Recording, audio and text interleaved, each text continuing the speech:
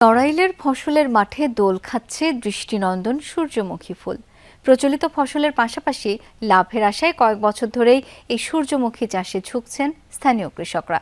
অনেকে ছেড়ে দিয়েছেন সরিষার আবাদও। 4 বছরের ব্যবধানে দ্বিগুণ জমিতে আবাদ হচ্ছে। প্রণোদনা ও পরামর্শ দিয়ে চাষিদের উদ্বুদ্ধ করছে কৃষি বিভাগ।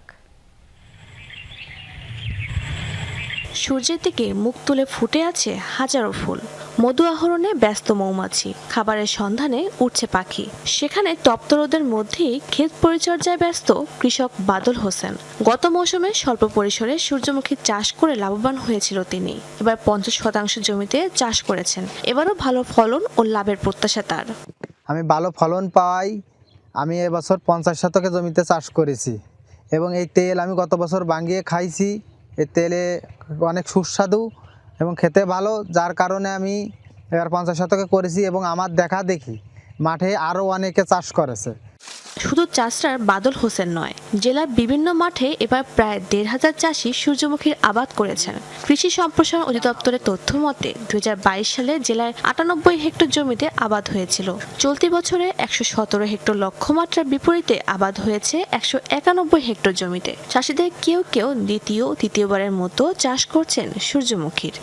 গাছপাতা দেখা যাচ্ছে খুবই ভালো।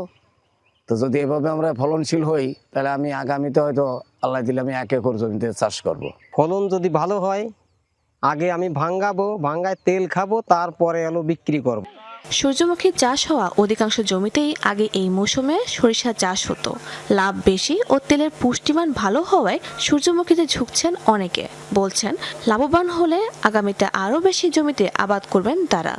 দেখলাম তো সরিষার চেয়ে ফলন ভালো বা এমনি খরচ কম, সত্যি ভালো, ফলনও ভালো। আমি তার জন্য এইটা আবার সরিষা বাদ দিয়ে আমি এটা ডাইরেক্টলি লাগাইছি। সরিষা করলে যে ঝুঁকিপূর্ণ আছে, এই সূর্যমুখীতে ঝুঁকিপূর্ণ নেই আমাদের।